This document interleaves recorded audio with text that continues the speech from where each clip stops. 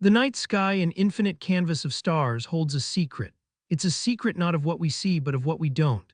We gaze into the cosmic abyss, searching, listening, hoping for a sign, any sign that we are not alone, and yet silence, a profound, unsettling silence.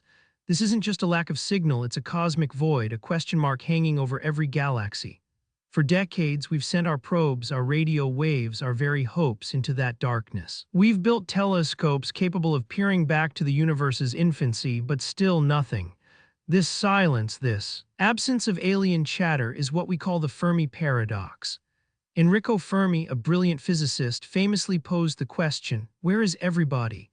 Given the sheer number of stars, the unfathomable scale of the universe, and the age of the cosmos, shouldn't intelligent life be abundant? Shouldn't we have heard from someone, anyone, by now? The universe is ancient, 8 billion years old. Our own solar system is a relatively young addition, forming just 5 billion years ago. Earth, a vibrant cradle of life, has existed for billions of years, but complex, intelligent life, capable of spacefaring or even just sending radio signals, is a very recent phenomenon. Consider the numbers.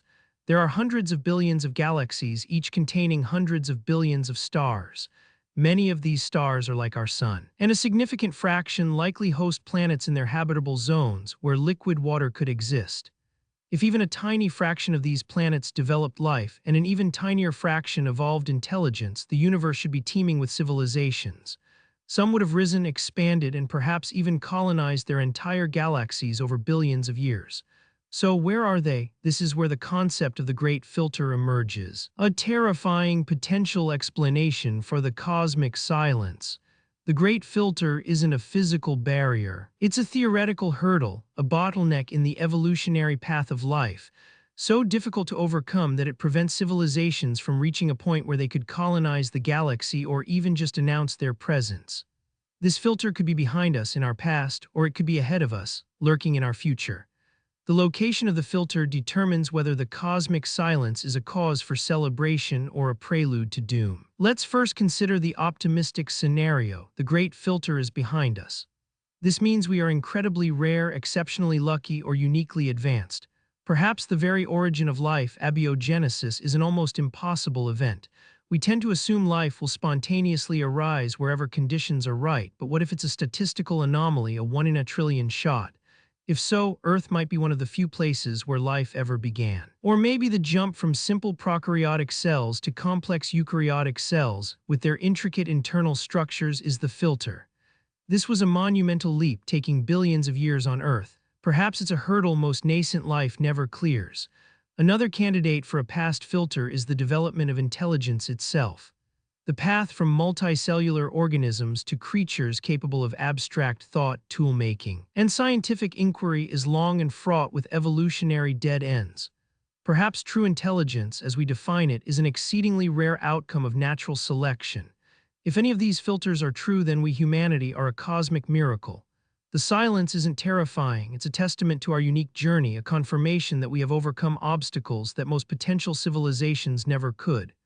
We are the exception, the pioneers of intelligence in a vast, mostly barren cosmos. But there is a far more unsettling possibility. The Great Filter is ahead of us. If the filter lies in our future, it means that many civilizations have reached our current stage or even surpassed it, only to encounter an insurmountable barrier that prevents them from expanding further or surviving long term.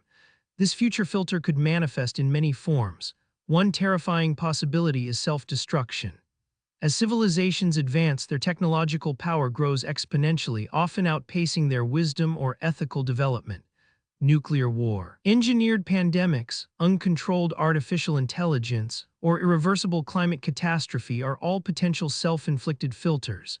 A civilization might reach a point where it gains the power to destroy itself, and most do. The silence, then, would be a graveyard of civilizations that never learn to master their own destructive capabilities. Another potential future filter could be environmental collapse on a planetary scale. Perhaps all advanced civilizations inevitably deplete their resources, pollute their homeworlds beyond recovery, or trigger runaway climate effects that render their planets uninhabitable. Consider the energy demands of an interstellar civilization. The resources required to build Dyson spheres or engage in galaxy-spanning colonization are immense. Perhaps such endeavors are inherently unsustainable, leading to inevitable collapse before full galactic reach is achieved. Then there's the possibility of an external, unavoidable filter, a cosmic catastrophe. Gamma ray bursts, rogue black holes, or even just the natural death of a star could wipe out civilizations regardless of their technological prowess. But these events are generally localized and random.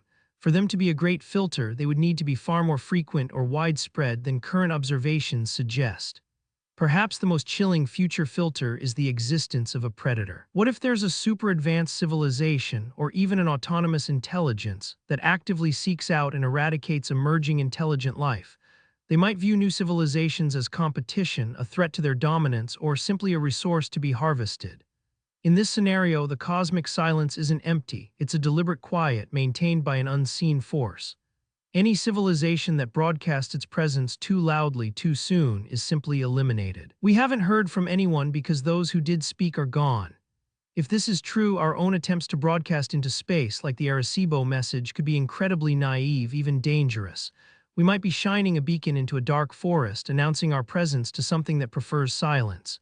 The location of the Great Filter profoundly impacts our perspective on humanity's place in the universe.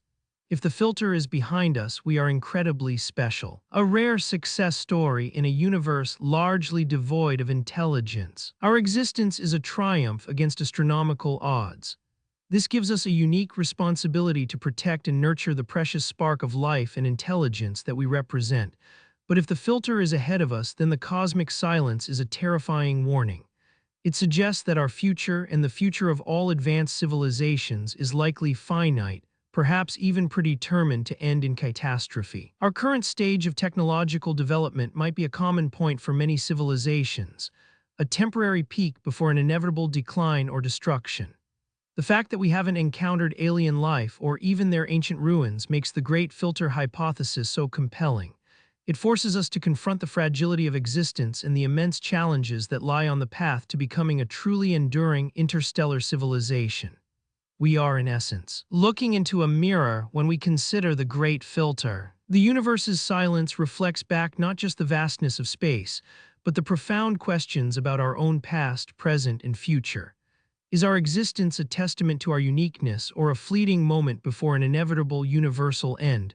The answer remains hidden in the cosmic silence, a silence that continues to resonate with both wonder and dread.